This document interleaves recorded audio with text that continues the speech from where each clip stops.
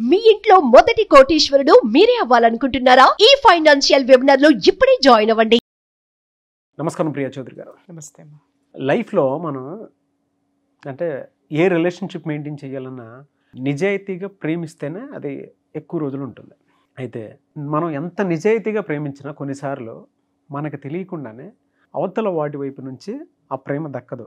దక్కకపోగా మన కన్నీళ్ళు మాత్రమే మిగులుతాయి. అవతల వాళ్ళు ఎంజాయ్ చేస్తారు దాన్ని. ఆ రిలేషన్షిప్లో ఉండి కూడా ఎంజాయ్ చేస్తారు.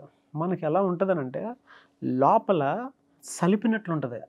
ఆ లోపల పేగులన్నీ మడత పెట్టినట్టు ఉంటుంది. ఆ గుండె దగ్గర తెలియని నొప్పి కనిపిస్తూ ఉంటుంది మనకి. ప్రేమించడం తప్ప, అది కూడా అంత నిజాయితీగా ప్రేమించడం తప్ప, నేను చేసింది అదేనా అని అనిపిస్తుంది.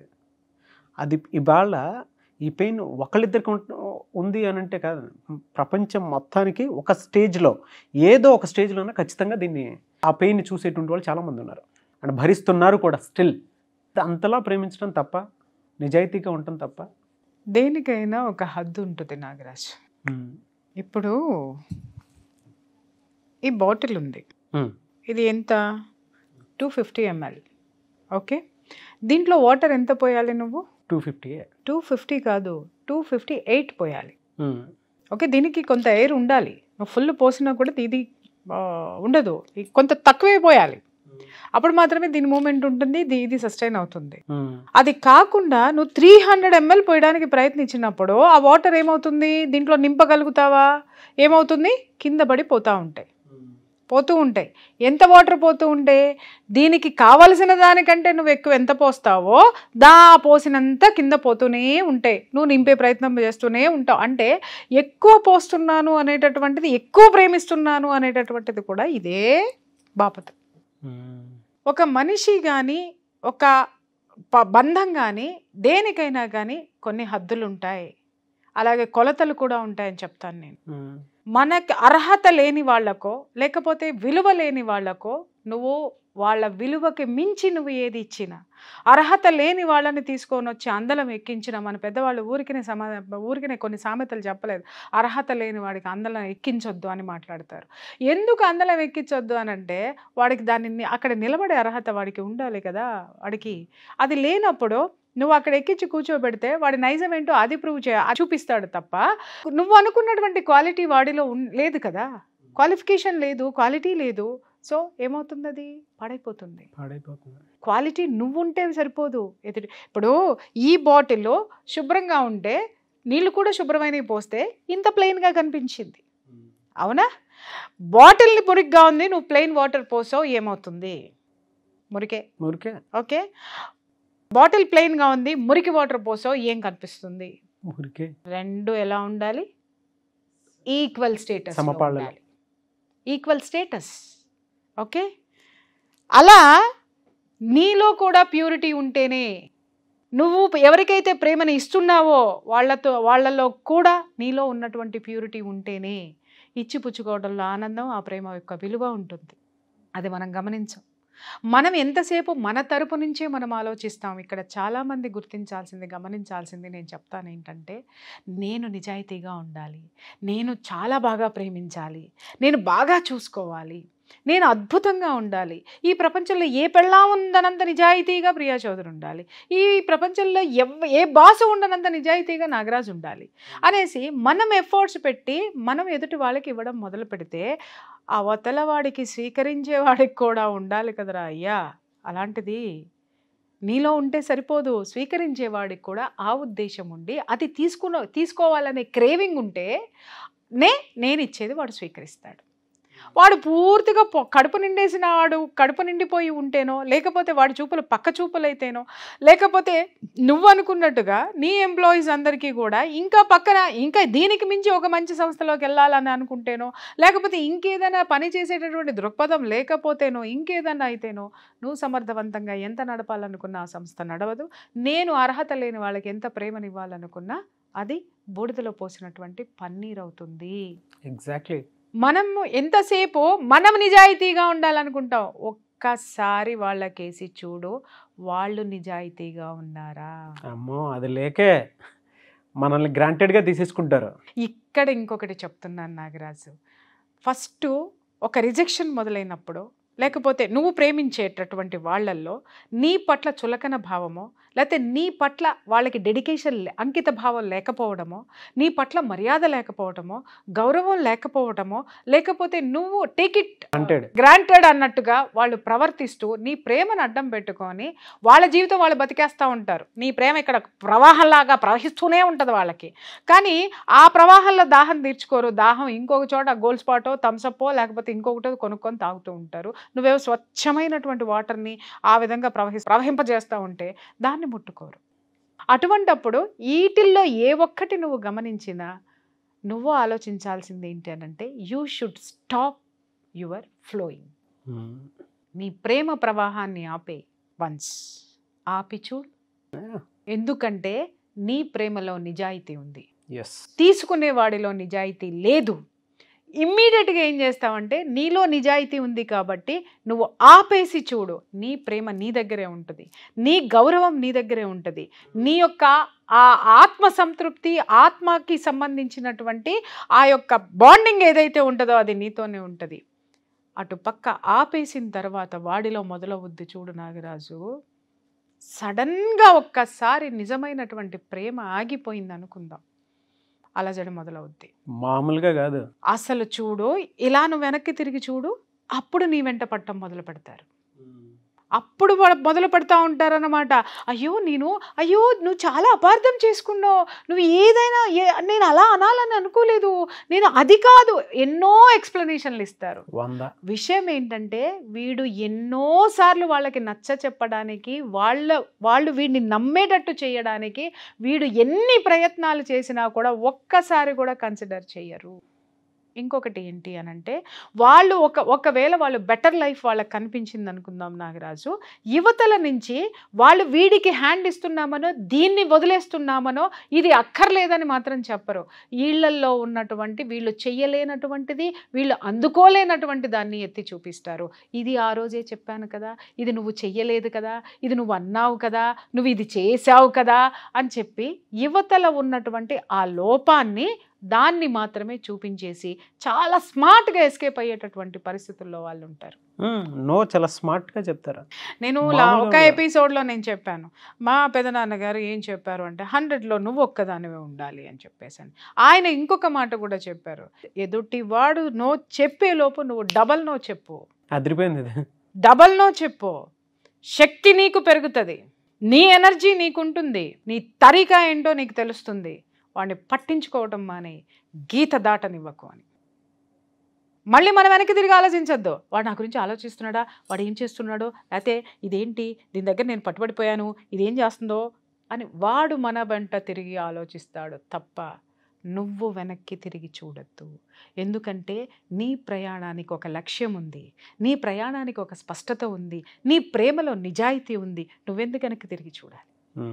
నువ్వు కావలసినంత వాళ్ళకి ఇవ్వడానికి ప్రయత్నించావు, నువ్వు కావలసినంత ఇచ్చి చూసావో, కానీ వాళ్ళల్లో నిజాయితీ లేదు అని నువ్వు ఎప్పుడైతే ఫైండ్ అవుట్ చేసావో మళ్ళీ దయచేసి వాళ్ళల్లో నిజాయితీ వస్తుందని మాత్రమో జీవితంలో ఊహించకు, క్షమించకు, తిరిగి అలౌ చెయ్యకు. Never allow that. ఇలా అలౌ చేసిన తర్వాత వీళ్ళు ఎందుకు వెనక్కి వస్తారో చెప్తాను నాగరాజు. వీళ్ళకేంటంటే వీళ్ళు ఎదుటి మనిషిని వీళ్ళు రిజెక్ట్ చేస్తారు, కానీ వీళ్ళని వాడు రిజెక్ట్ చేయడం అనే దాన్ని భరించలేరు. వాడు రిజెక్ట్ చేయకూడదు, లేదా ఆమె రిజెక్ట్ చేయకూడదు. వీడు రిజెక్ట్ చేయొచ్చు, ఆమె రిజెక్ట్ చేయొచ్చు. రిజెక్ట్ చేసి ఎన్ని లత్తుకోరు సంబంధాలైనా పెట్టుకోవచ్చు, ఎన్ని ప్రేమలైనా ప్రేమించేసేయచ్చు, ఎక్కడికైనా వెళ్ళిపోవచ్చు. వన్స్ వీళ్ళు కనుక రిజెక్ట్ చేశారు అని అంటే వాడు భరించలేడు ఆ రిజెక్షన్ని, వెనక పడిపోతూ ఉంటారన్నమాట.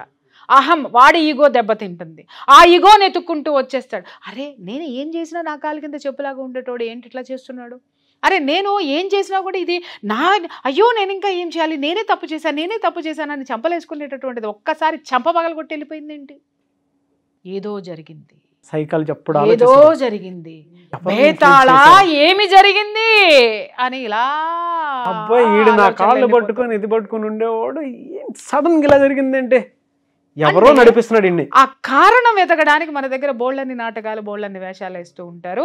ఆ వేషాలని, నాటకాలని కనుక నీలో ఉన్నటువంటి మాయ పొర కమ్మిందే వాళ్ళ పట్ల, ఆ మాయ పొర కమ్మినటువంటి మాయ పొర చీల్చుకుని నువ్వు వెనక్కి వచ్చావు, అది మర్చిపోవద్దు. మళ్ళీ అదే మాయ పొరను నువ్వు కప్పేసుకున్నావు అనంటే అగైన్ ఏ రోజుకైనా మళ్ళీ రిజెక్షన్ని నువ్వు చవి చూడాల్సి వస్తుంది. నిలకడ లేనటువంటి మనస్తత్వాలు, నిలకడ లేనటువంటి మనుషులు, నిజాయితీ లేనటువంటి ప్రేమల్ని నాగరాజు కట్ మొదట్లోనే అలా చెయ్యకపోతే జీవితాలు నాశనం అయిపోతాయి, బాగా బతుకు పోతుందయ్యా. అది కూడా ఒకటి జీవితం, అన్నీ పోతాయి, అన్నీ ఎదుటిన్నోడు పోతాయి, బాగా ఆనందం పోతుంది. కానీ అవకాశవాది ఎదుటివాడు ఎవడైతే ఉన్నాడో వాడు మాత్రము నీకు 50 ఏళ్ళు వచ్చిన తర్వాత నువ్వు రియలైజ్ అయ్యావనుకో, అవతల వాడు ఎవడైతే నిన్ను రిజెక్ట్ చేస్తున్నా నువ్వు క్షమిస్తూ వచ్చావో వాడు మాత్రం జీవితంలో ఏం కావాలో అన్ని జుర్రేసుకొని ఉంటాడు. నువ్వు ఎండుకుపోయి కూర్చొని ఉంటావు. అప్పుడు ఏడుస్తావు, అప్పుడు దేవుణ్ణి తిడతావు, అప్పుడు ప్రకృతిని తిడతావు, అప్పుడు పెద్దవాళ్ళని తిడతావు, అప్పుడు స్నేహితుల్ని తిడతావు, నీకు నువ్వే తిట్టుకుంటావు. ఎందుకు తిట్టుకుంటావు? ఎన్నోసార్లు అతడు నైజము, ఆమె నైజము నీ ముందు కనపడింది కదా. కనిపించినప్పుడు నువ్వు ఎందుకు దూరం పెట్టలేదు? ప్రేమ అనో, లేకపోతే పరువనో, లేకపోతే ఇంకొక బంధమనో, ఇంకొక బంధాల కోసమో దాన్ని నువ్వు ఆ పేడ తట్టను మోసి మోసి మోసి మోసి చివరికి ఆ పేడ పురుగులు పట్టిపోయి ఆ పురుగులు నీ ఒంట్లోకి చేరి నీ శరీరం అంతా కుళ్ళబొడి చేసినయే. ఎవరిని తిడతావు? మోసింది నువ్వే కదా. అది పేడతట్టని తెలిసిన తర్వాత, పురుగులు పడతాను మొదలు పెట్టిన తర్వాత దాన్ని తీసి అవతల పారేసి హాయిగా తలస్నానం చేసి కూర్చున్నావు అనుకో నాగరాజు, ఎంత ప్రశాంతంగా ఉంటుంది, ఎంత హాయిగా ఉంటుంది. దింపేసిన బరువుతోటి నీ శరీరం ఎంత తేలిగ్గా ఉంటుంది. ఎందుకు ఇలాంటివన్నీ? అర్హత లేని వాడికి ఇవ్వద్దు. వేమన శతకం ఉంది, ఏంటి? కనకపు సింహాసనమున సునకమును కూర్చుండబెట్టిన చెప్పు కొరికే బుద్ధి పోతుందా? అది చెప్పులే కొరుకుతుంది దిగి. నువ్వు దగ్గర తీసుకుంటే మళ్ళీ ఏదైనా పోతుంది తప్ప వేరే ఆప్షన్ ఉండదు. 100% అండి. వాళ్ళు వెనక్కి ఎందుకు వస్తారు అనంటే వీడు కానీ ఆమె కానీ ఎందుకు రిజెక్ట్ చేసిందో అంటే వీళ్ళు రిజెక్షన్ని తట్టుకోలేరు. మళ్ళీ దగ్గరకు తీసుకుని వాడిని వీళ్ళు అనే చేసుకోవడానికే వెనక్కి వస్తారు తప్ప రియలైజ్ అయ్యి వచ్చేటటువంటి దాఖలాలు, వచ్చిన కేసులు, స్థిరపడిన కేసులు నా జీవితంలో నేను చూడలే. నేను చూడలేదా ఎన్ని సంవత్సరాల్లో, ఇన్ని వేల కేసుల్లో, వీళ్ళ దగ్గర ప్రేమ మాత్రం ఎలా పడితే అలా కావాలి, విచ్చలవిడిగా కావాలి. వీళ్ళు నో అని మాత్రం వెనక్కి ఎవడైతే వచ్చాడో వాడిని నమ్మద్దు. ఎందుకనంటావో ఆ రిజెక్షన్ని వాడు తట్టుకోలేడు. నీ చేత ఎస్ అనిపించుకుని మళ్ళీ వాడో అదో నిన్ను రిజెక్ట్ చేసి వెళ్ళిపోతారు. వాళ్ళ అహం సంతృప్తి పరచుకోవడానికే తిరిగి నీ దగ్గరకు వస్తున్నారు తప్ప it's not called true love. ఇవాళ యంగ్స్టర్స్ కానివ్వండి, ఇంకా ఎవరైతే రిలేషన్షిప్లో ఉన్నటువంటి వాళ్ళు ఉంటారో వాళ్ళందరూ ఫేస్ చేసేటువంటి మెయిన్ ప్రాబ్లం ఇది ఒకటే. 100% బ్రేకప్లు అయ్యి వినండి, అసలు ఈ బ్రేకప్లు కూడా 3 సార్లు 4 సార్లు అవుతూ ఉంటాయి. ఒకసారి బ్రేకప్ అయ్యి వెనక్కి వచ్చారు, ఓకే నువ్వు నమ్మావు కదా అతను మంచివాడని. మళ్ళీ బ్రేకప్ ఎందుకైంది? మళ్ళీ అయిందా? మళ్ళీ నమ్మావా? మళ్ళీ వీళ్ళో వాళ్ళ బతులాడుకుని మళ్ళీ వచ్చారా? మళ్ళీ బ్రేకప్ అయిందా? అంటే అర్థం ఏంటి? అహం సాటిస్ఫై చేసుకోవడానికి మాత్రమే వెనక్కి వస్తున్నారు తప్ప అక్కడ ప్రేమను పొందడానికి మాత్రం రాలేదు. నువ్వు రిజెక్ట్ చేసావు కదా, నేను నిన్ను రిజెక్ట్ చేయాలి కాబట్టి మళ్ళీ నీకు దగ్గర అవుతాను. అప్పుడు నేను రిజెక్ట్ చేయంగానే నువ్వు కాళ్ళబేరానికి వస్తావు, నా అహం సంతృప్తి పడితే సరే చూస్తాలే అంట. ఆ తర్వాత మళ్ళీ ఇంకేదో జరుగుతుంది, మళ్ళీ ఇంకేదో జరుగుతుంది. నిజంగా మీ ఇద్దరి మధ్య ప్రేమ ఇద్దరిది నిజమైనతే, ఇద్దరి ప్రేమలో నిజాయితీ ఉంటే, సమంగా ఉంటే అసలు మొదటే బ్రేకప్ ఉండదు, రిజెక్షన్ ఉండదు, రిజెక్షన్స్ ఉండవు. నిజంగా లవ్ ఉంటాయండి, సెల్ఫ్ రెస్పెక్ట్ అనే దాని మీద దిగజారిపోయి బతకం. వాళ్ళ దగ్గర నుంచి ఎంత రిజెక్షన్ కొన్ని సెల్ఫ్ రెస్పెక్ట్ పదం వాడావు నాగరాజు. సెల్ఫ్ రెస్పెక్ట్, ఆత్మ గౌరవం. దాని మీద ఎవడైతే కొడతాడో, దాని మీద ఎవడైతే ఆపోజిట్ పర్సన్ ఉన్నాడు కొడతాడో ఆ క్షణమే మనం క్లారిటీకి వచ్చాయి. ఎదుటివాడు ఆత్మగౌరవం మీద కొట్టడో, ఎదుటివాడు మన యొక్క జీవితం మీద దెబ్బ కొట్టిపోతాడు, మన ప్రేమ మీద దెబ్బ కొట్టిపోతాడు. మనం వాడిని తిరిగి మనం ఆహ్వానిస్తే మనం ఆత్మగౌరవాన్ని చంపుకున్న వాళ్ళం అవుతాం, ఇంకా దిగజారిపోవటం కంప్లీట్గా. 100%. అంటే ఎలా ఉంటుంది అని అంటే చావును కొని తెచ్చుకోవడం అన్నమాట. ఇంకా అంతే. దరిద్రాన్ని కొని తెచ్చుకోవడం అన్నమాట. ఇంకా చెప్పాలంటే సెనైడ్ బాటిల్ని తెచ్చుకోవడం అన్నమాట. మనం ఒంట్లో తీసుకొచ్చి పెట్టుకున్నట్టే. వన్స్ రిజెక్షన్ ని నువ్వు మళ్ళీ అలౌ చేసావో సెనైడ్ బాటిల్ని నీ పక్కలో కూడా కాదు, నాలుక దగ్గర పెట్టుకున్నట్టే. కాబట్టి ఎప్పుడైనా పగలొచ్చు. సెనైడ్స్ తెలుసా, ఒక బాల్స్లో ఉంటాయి అన్నమాట, ఒక సన్నటి గ్లాస్ ట్యూబ్లో ఉంటాయి అవి. ఇవి ఎక్కువ సూసైడ్ బాంబర్స్ వీళ్ళు వాడతారు అనమాట. వాళ్ళ పట్టుబడకుండా, ఒకవేళ సూసైడ్ ఇలా పెద్ద వాళ్ళని అటాక్ చేసేటప్పుడు వాళ్ళని కనుక పట్టుబడితే కనుక వాళ్ళ యొక్క రహస్యాలు తెలియకూడదని చెప్పేసి ఆ సెనైడ్ని లైట్ గ్లాస్ దీంట్లో పెట్టి వాళ్ళ దగ్గర పెట్టుకుంటారు, నాలుగు కింద పెట్టుకుంటారు వాళ్ళు. ఎప్పుడైతే వీళ్ళు పట్టుకుంటారో ఇమ్మీడియట్గా దాన్ని టప్మని కొరికేస్తారు, అంతే, క్షణాల్లో ప్రాణం పోతుంది. సో అలాంటి సూసైడ్ బాంబర్స్ని పక్కన పెట్టుకొని, ఈ సూసైడ్ బాంబర్ ఇక్కడ ఎవరు, తిరిగి ఇన్వైట్ చేయటం అనేది. సనైడ్ ఎవరు, నువ్వు తెచ్చుకున్నాళ్ళు. సో ఈ రెండింటినీ ఆహ్వానం పలికావనంటే నీ జీవితానికి చరమాంకం పలికినట్టే. కాబట్టి లైఫ్ ఈజ్ బ్యూటిఫుల్ నాగరాజు. ఒకళ్ళకి ప్రేమను దోచిపెట్టడానికి మనం లేము, మనల్ని మనం ప్రేమించుకోవడానికి, మనం కూడా ప్రేమను పొందడానికి ఉన్నాం. కొంతమంది నా కొడుకులు, కొంతమంది మహాతల్లులు మాట్లాడతారు, నేను ప్రేమించటానికే ఉన్నా, నేను ప్రేమను ఇస్తూనే ఉంటా, నాకు ప్రేమ వస్తూనే ఉంది అని. 60 ఏళ్ళు వచ్చి కాటికి కాళ్ళు జాపినాడు కూడా 30 ఏళ్ళ దాన్ని వేసుకొని పోయేటోళ్ళు ఉంటారు చూసావా. నా కొడుకుల్ని మాత్రం అదే బతికుండగానే ఆ కాష్టంలోనే కాల్చేయాలి. ఇలాంటివి, వీటిల్ని ప్రేమ అనరు, కామం అంటారు. కామానికి ప్రేమకి కూడా అర్థం తెలియదు. ఈ రోజు ఉన్నటువంటి వాటిలో ఈ రిజెక్షన్స్, తర్వాత ఈ బ్రేకప్లు, తర్వాత మళ్ళీ కలవటాలు, ఇవన్నీ కూడా ఈ కామం చుట్టూ తిరుగుతున్నాయి. It's not called love. ఇప్పుడున్న జనరేషన్ పిల్లలు ఏజ్తో సంబంధం లేకుండా పోరాడుతున్నటువంటి అతిపెద్ద సమస్య ఇది ఒకటే. It's not called love Nagaraju. ఇప్పుడు నీ ప్రేమలో నిజాయితీ ఉంది, కానీ ఎదుటి వాళ్ళలో ఏదో కోరిక ఉంది, కామం ఉంది, అవసరం ఉంది. అది నీకు ఎప్పుడైతే తెలిసిందో దయచేసి దండం పెట్టి గౌరవంగా పక్కకు వచ్చి, ఎందుకు పాకులాడతావు సిగ్గు లేకుండా? అంతే. దేనికి పాకులాడతావు? దేనికైనా ఒక హద్దు ఉంటుంది. హద్దు నువ్వు దాటావు అని అంటే రేపొద్దున విశ్వం కూడా నీకేమి ఇవ్వదురా నాయన. ఎందుకంటే నీ మీద నీకు ప్రేమ లేదు, నీకు ఆత్మగౌరవం లేదని చెప్పేసి అని నువ్వు ఏం కోరుకుంటావు అంటే రిజెక్షన్ని కోరుకుంటావని అదే తీసుకొచ్చి నీకు ఇస్తుంది.